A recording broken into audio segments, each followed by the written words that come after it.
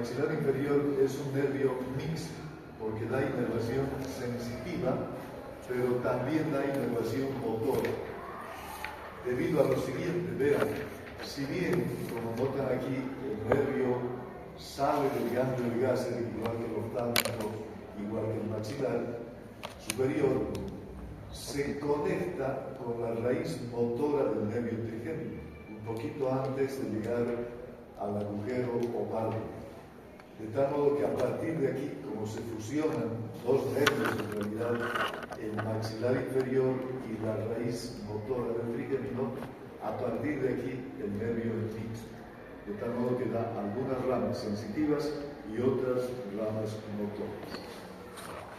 El origen, por lo tanto, del nervio maxilar inferior sale del ganglio de Gasser, se dirige hacia el agujero oval por donde va a salir del cráneo, pero noten que un poquito antes de llegar al agujero oval se conecta con la raíz motora del nervio trigémino.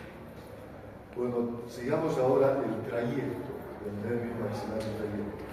Sale del cráneo por el agujero oval, que es un agujero, como ya saben ustedes, de la base del cráneo en el hueso estenoides, y llega aquí a esta cavidad que es la fosa cigomática.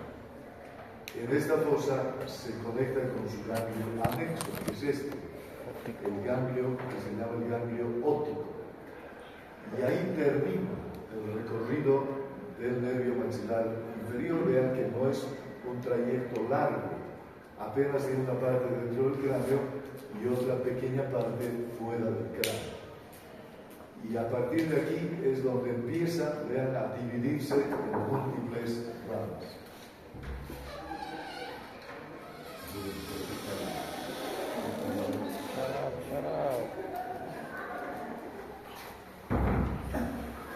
Bien, ahí termina como tronco nervioso, pero se divide en múltiples ramas, algunas colaterales, otras terminales. Y no olvidemos entonces que su ganglio anexo está aquí en plena fosa cigomática, el llamado ganglio óptico o ganglio de Arnold. Y ahora, aquí les vuelvo a mostrar, vean, nervio maxilar inferior, termina en esta zona y conectado a la raíz motora del trigémino. Ahora las ramas. ¿Qué ramas da el nervio maxilar inferior? Algunas son motoras, otras sensitivas. Tenemos, por ejemplo, el nervio temporo-massetérico, luego el nervio temporal profundo medio, el nervio temporo-bucal, el nervio aurículo-temporal, el nervio pterigoideo, el nervio dentario inferior, el nervio lingual, y a veces un ramo inconstante que es el nervio meningio recurrente. Estas son todas las ramas que da el nervio maxilar inferior, aparte de las que tiene su ganglio anexo. Iremos viendo una por una ya las diferentes ramas del nervio maxilar. Tenemos en principio este nervio, ustedes lo ven aquí, es el nervio temporo-massetérico. Vean, sale del maxilar inferior, de la fosa cigomática, y se divide en dos nervios. Uno que va hacia arriba, aquí a la fosa temporal, es el nervio temporal profundo posterior, para el fascículo posterior del músculo temporal, nervio motor. Y el otro es el nervio massetérico, también motor, que sale de la fosa cigomática por la escotadura sigmoidea, y vean, aquí lo tienen también, penetra en el músculo massetero. Este es el que da acción al músculo massetero. Por lo tanto, el nervio temporomassetérico es un nervio eminentemente motor, ¿no? Por una parte para el músculo temporal y por otra parte para el músculo massetero, por eso su nombre de nervio temporomassetero. Sigamos viendo las ramas del maxilar inferior. Tenemos luego, vean, este nervio, se llama el nervio temporobucal. El temporobucal sale aquí del tronco del maxilar inferior, en plena fosa cigomática, se dirige hacia adelante y también se divide en dos nervios. Uno que va al músculo temporal, que se llama el nervio temporal profundo anterior, que va al fascículo anterior del músculo temporal. Nervio motor. Y el otro es este, vean, se llama el nervio bucal. Este va a la mejilla, a la pared lateral de la boca, por eso el nervio bucal. Y este más bien es un nervio sensitivo, ya no es motor. Simplemente da sensibilidad a todas las capas de la mejilla, desde la piel hasta la mucosa. Este es el principal nervio que da sensibilidad a la mejilla, a la pared lateral de la boca, que es lo mismo. Por eso se llama temporo bucal, al músculo temporal y a la pared lateral de la boca. Después tenemos, vean este nervio, el nervio temporal profundo medio. Este nervio sale directamente del maxilar inferior, va por la parte superior aquí de la fosa cigomática y termina en el músculo temporal, en el fascículo medio del músculo temporal. También nervio motor. Por lo tanto, ya ustedes están viendo que el músculo temporal recibe tres nervios motores. El temporal profundo posterior, rama del temporo mesentérico, el temporal profundo anterior, rama del temporo bucal, y el temporal profundo medio, rama directa del maxilar inferior. Luego tenemos este nervio, el nervio aurículo temporal. A este lo hemos mencionado mucho al hablar del cuero cabelludo, de la región temporal. Este es un nervio sobre todo sensitivo. Vean, el nervio aurículo temporal sale de aquí, del tronco del maxilar inferior en plena fosa cigomática. Ni bien sale, vean, se divide en dos, forma un ojal, y esas dos ramas se vuelven a unir para seguir formando un solo nervio. Sucede que justo a este nivel, en su punto de origen, el nervio aurículo temporal choca con una arteria, con la arteria meningia media, que es esta. Como la arteria no puede dividirse y volverse a unir, el que se divide y se vuelve a unir es el nervio, para formar un ojal por donde va a pasar la arteria meningia media. Por ese motivo, vean, es que tiene este pequeño ojal, el nervio aurículo temporal, en su trayecto aquí dentro de la fosa cigomática.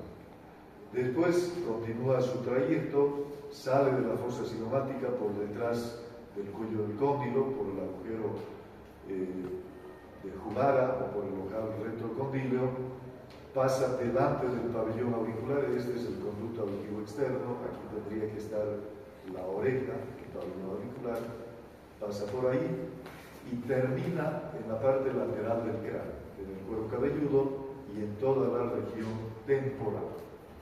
Ahora veremos qué inerva el nervio aurículo temporal. Por una parte, inerva a la glándula parótida, le da fibras motoras procedentes de una conexión que tiene a través del ganglio óptico con el nervio glosofaríngeo, con el noveno par. Así que las ramas parotídeas son ramas secretoras que pasan por el nervio aurículo temporal y llegan a la glándula parótida. Después da inervación sensitiva al pabellón auricular y al conducto auditivo externo. Da inervación sensitiva a la articulación temporomandibular, ya que pasa detrás del cuello del cóndilo. Este es el principal nervio que da sensibilidad a la ATM. Y por último, sus fibras terminales inervan toda la parte lateral del cráneo, el cuero cabelludo en todas sus diferentes capas en la región temporal. Esa es la distribución del nervio aurículo temporal. Después tenemos este nervio, vean, pequeñito, el nervio pterigoideo. Fíjense, el pterigoideo sale de aquí, del maxilar inferior, e inmediatamente penetra en este músculo, en el músculo pterigoideo interno, aunque a través del ganglio óptico al cual está conectado, también va a llegar luego al pterigoideo externo. Por eso se lo llama pterigoideo, para el pterigoideo interno y accesoriamente para el pterigoideo externo. Sigamos viendo ramas del nervio maxilar inferior. Aquí les vuelvo a mostrar, vean, los tres músculos o tres nervios temporales profundos: el temporal profundo anterior, rama del temporo bucal; temporal profundo medio, rama directa del maxilar inferior; y el temporal profundo posterior, rama del temporo massetero. Los tres nervios se encargan de dar acción motora a un solo músculo, que es el músculo temporal. Después tenemos este nervio, vean, que llega hasta la lengua, por eso lo llamamos el nervio lingual. El nervio lingual, considerada una de las ramas terminales del nervio maxilar inferior, fíjense, es un grueso nervio que se origina aquí en la fosa cigomática, en el tronco del maxilar inferior, se dirige hacia abajo y adelante en dirección al suelo de la boca. Antes de llegar, vean, a la boca, se conecta, se anastomosa con una rama del nervio facial, con el nervio cuerda del tímpano. Ven, aquí es donde se conecta con el nervio cuerda del tímpano. Y a partir de ahí, formando un solo nervio entre los dos, el nervio lingual llega al suelo de la boca y termina profundamente en la lengua. Vean, con múltiples ramas en la lengua. De este nervio, vean, del nervio lingual, hay que mencionar este detalle importante, que tiene aquí, en la parte inmediatamente por encima de la glándula submaxilar, un pequeño ganglio anexo, que se llama el ganglio submaxilar. Y aquí vean, cerca de la glándula sublingual, que son las dos glándulas salivales de esta zona, tiene otro ganglio anexo, llamado el ganglio sublingual. O sea, tiene dos ganglios anexos del nervio lingual: el ganglio submaxilar y el ganglio sublingual. Bueno, ahora veremos qué inerva, a dónde se distribuye el nervio lingual. A través de sus ganglios anexos, vean, tanto del ganglio submaxilar como del ganglio sublingual, da inervación secretora a estas dos glándulas salivales: a la glándula submaxilar a través del ganglio submaxilar y a la glándula sublingual a través del ganglio sublingual. Ahora, ¿por qué un nervio sensitivo como es el nervio lingual podría dar inervación secretora? Por esta conexión, por las fibras que trae el nervio cuerda del tímpano, que es el ramo del facial, ya que el nervio facial, sí, en sus núcleos centrales, está conectado al núcleo salival, y por lo tanto, esta acción secretora no es del nervio lingual en realidad, sino es por la conexión que tiene a las fibras del nervio cuerda del tímpano.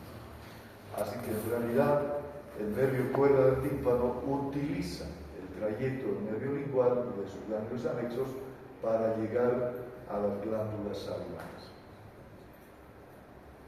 Finalmente, las ramas terminales, vean, del nervio lingual dan sensibilidad a toda la lengua, y sensibilidad general, porque la lengua tiene dos tipos de sensibilidad: gustativa y sensibilidad general. ¿No es cierto? La inervación gustativa está a cargo de otro nervio para percibir el sabor de los alimentos en las papilas gustativas. Pero la lengua también percibe dolor, calor, frío, presiones, tacto inclusive, ¿no es así? Entonces, esa inervación de sensibilidad general está a cargo del nervio lingual. Además, el nervio lingual da sensibilidad a todas las estructuras que están debajo de la lengua, en el suelo de la boca, inclusive a las encías, a la cara lingual de las encías, también da fibras de sensibilidad. Ese es el nervio lingual. Y la otra rama, vean, terminal del nervio maxilar inferior es este otro nervio, el nervio dentario inferior. Para ustedes también muy importante. El dentario inferior se origina aquí, vean, en la fosa cigomática, a la misma altura que el nervio lingual. Igual se considera como una de las dos ramas terminales del nervio maxilar inferior, y tiene este trayecto, vean, sale del tronco del maxilar, se dirige hacia abajo y afuera, va en dirección aquí a la rama mandibular, penetra en el conducto dentario inferior por detrás de la espina de Spix y a partir de aquí el nervio ya queda dentro del hueso, directamente, dentro de la mandíbula. Ahora, ¿qué distribución tiene dentro del hueso? Primero se dirige hacia abajo, luego horizontalmente, como el cuerpo mandibular. En toda esta parte de atrás, vean, el nervio dental inferior ya empieza a dar ramas para las raíces de los dientes posteriores. Ramas directas del nervio dental inferior salen para los premolares y para los molares. Un nervio para cada raíz de cada diente. Por una parte. Por otra parte, inerva al hueso, da sensibilidad a la mandíbula. Una fractura de hueso, por ejemplo, duele, porque está inervado por las fibras del dentario inferior. Inerva a los alvéolos, a las cavidades que reciben a los dientes. Inerva a las encías de toda esta parte posterior, de los dientes posteriores, directamente. Pero no termina ahí. Vean, aquí, a la altura de este diente, ¿qué diente sería este? Canino. No, segundo premolar. ¿Ah? Segundo premolar. Si estos son los molares, primer molar, segundo molar, tercer molar, ¿qué diente sería este? Segundo premolar. Segundo premolar, inferior, ¿no? Porque aquí está incisivo central, incisivo lateral, canino, primer premolar, segundo premolar. A la altura de la raíz del segundo premolar, vean, el nervio dental inferior se divide en dos ramas. Una rama es el nervio mentoniano, ¿no? Que sale a la superficie, esto ya sale fuera del hueso, por aquí, por el agujero mentoniano, y es este nervio. Este nervio, por lo tanto, ya se hace superficial y es el que da sensibilidad al labio inferior y al mentón. Vean, toda esta zona está sensibilizada por este nervio, que es el nervio mentoniano, que es el único de las ramas del dental inferior que sale fuera del hueso, a través de este agujero. El otro se llama el nervio incisivo, y este permanece dentro del hueso. Vean, es este. El nervio incisivo llega hasta la parte media del cuerpo mandibular y se distribuye por los dientes anteriores, es decir, da sensibilidad a los dientes incisivos, al diente canino, a sus alvéolos, a las encías y al hueso, a la parte anterior del hueso maxilar inferior. Quede bien entendido que los dientes posteriores, sus encías y sus alvéolos, reciben inervación directa del nervio dental inferior. Y los dientes anteriores, las encías y sus alvéolos, reciben inervación del nervio incisivo, ¿no? Y no directamente del dentario inferior. Algo más respecto al nervio dentario inferior.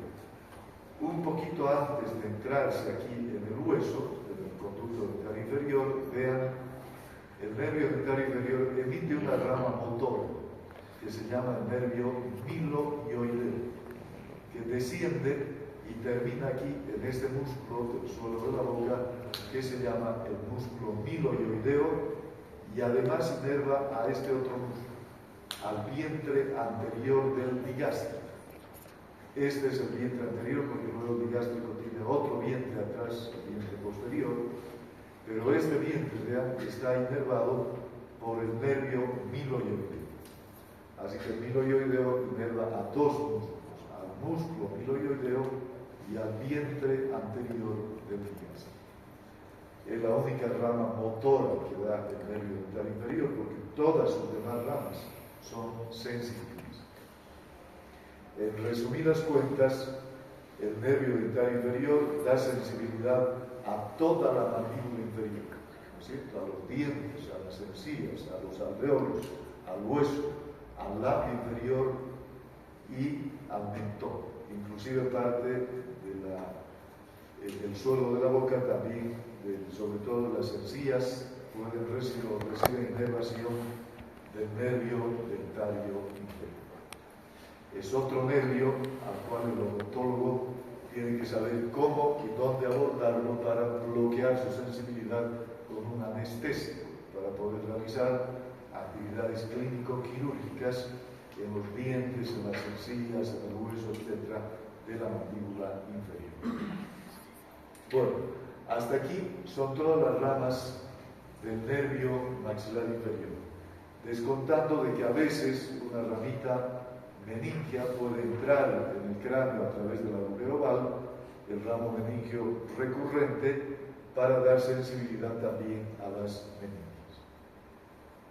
Vean, esta es una maqueta de nuestro museo aquí, donde tenemos la distribución del nervio maxilar inferior con sus diferentes ramas. El nervio temporo-macetérico, el temporal profundo medio, el nervio temporo-bucal, el nervio aurículo-temporal, el nervio dentario inferior. Vean que en gran parte de su trayecto está dentro del hueso, con su ramo mentoniano y su ramo incisivo, y ramas directas que van saliendo para los dientes posteriores. Este trabajo lo ha hecho un estudiante como ustedes, un estudiante de primer año, por si acaso. Así que para hacer esto, obviamente, aparte de tener los materiales, hay que saber la anatomía. ¿Sí? Y ahora hablaremos del ganglio anexo al nervio maxilar inferior, que es este pequeño ganglio, el ganglio óptico, o también conocido como ganglio de Arnold. El ganglio óptico es una pequeña formación redondeada de color rosado que se encuentra conectado al tronco del maxilar inferior inmediatamente por debajo de su salida del cráneo, es decir, debajo del agujero oval.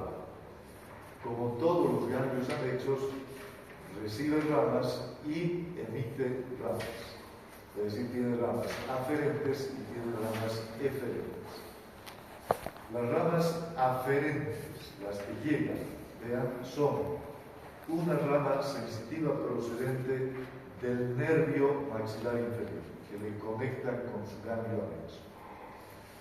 Luego recibe al nervio petroso superficial menor, rama del facial, que es un nervio motor, al petroso profundo menor, rama del noveno par, del glosofaringio, que es un nervio sensitivo. Y también recibe un pequeño filete simpático, procedente del simpático del cráneo, del interior del cráneo. Por lo tanto, el ganglio recibe ramas sensitivas, una rama motora y un filete simpático. Sus ramas eferentes son tres, y las tres son ramas motoras. Tenemos, primero vean este nervio que sale aquí del ganglio, se llama el nervio para el músculo pterioideo interno. Es este, para el pterioideo interno, que es uno de los músculos masticadores. Luego tenemos el nervio para el músculo periestafilino externo, o tensor del dedo. Y un pequeño nervio que sale de este ganglio y que entra al oído medio para el músculo del martillo. Aquí está. De los dos músculos que hay en el oído medio, el músculo del estribo está inervado por el facial y el músculo del martillo está inervado por el ganglio óptico, anexo al maxilar inferior. De esta manera, el ganglio óptico emite ramas para tres músculos que están aquí cerca de la fosa cigomática: el pterioideo externo, el pterioideo interno, el periestafilino externo y el músculo del martillo. Así como entonces el nervio maxilar superior da inervación a toda la mandíbula superior, el maxilar inferior da inervación a toda la mandíbula inferior. el hueso, los dientes, las encías, los alvéolos, el suelo de la boca, a las glándulas salivares submaxilar y sublingual, a la mucosa del suelo de la boca, a las encías, inerva la lengua para dar sensibilidad general y por último, inervación y acción motora a todos los músculos masticadores, al temporal, al macetero, al pterigoideo interno y al pterigoideo externo. Ahora, toda esta anatomía, desde luego, tiene su aplicación directa en el campo de la odontología. Por ejemplo, si quieren bloquear al nervio dental inferior, tienen que llegar con su aguja y su anestésico al lugar donde el nervio está entrando en el hueso, porque ya dentro del hueso no lo van a poder pinchar. Entonces, para eso existen técnicas, orientaciones, etcétera, direcciones, para darle el adecuado lugar a la aguja para pinchar ahí la mucosa, porque ustedes no van a ver en el vivo ni al nervio ni al hueso, pero van a tomar reparos anatómicos por palpación como la espina de Spix, y sabemos que detrás de la espina de Spix está el ingreso del nervio dental inferior, así que ahí se tendrá que hacer la infiltración para bloquear la sensibilidad de toda una mitad de la mandíbula, ¿no? De todo el nervio dental inferior. Lo propio para el nervio mentoniano, tendrá que llegar con la aguja hasta el agujero mentoniano para quitar la sensibilidad de toda esta zona anterior de la mandíbula, o para el nervio dental inferior y el nervio intraorbitario llegar hasta el agujero infraorbital. Por lo tanto, todas estas técnicas clínico-quirúrgicas ameritan previo conocimiento y dominio de la anatomía.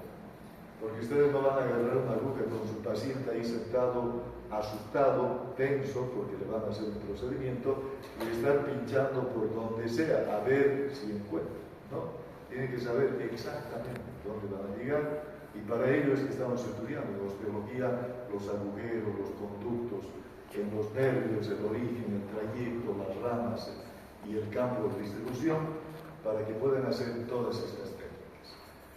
Les repito una vez más, cuando ya lleguen a cursos superiores, desde tercero para arriba, donde ya vean casos clínicos, el docente les va a poner la jeringa en la mano y les va a decir: bloquee al nervio infraorbital, o bloquee al nervio dentario anterior, o bloquee al nervio dentario inferior.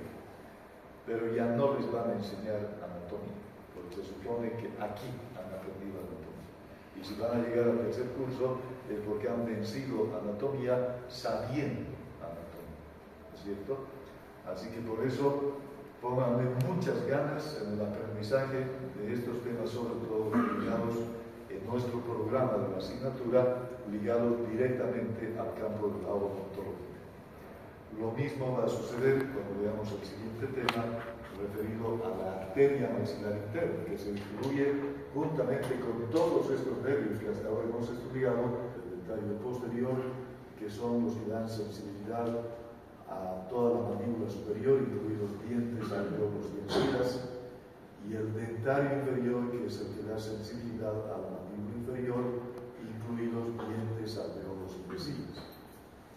Entonces, de este conocimiento resulta una buena práctica. Cuando uno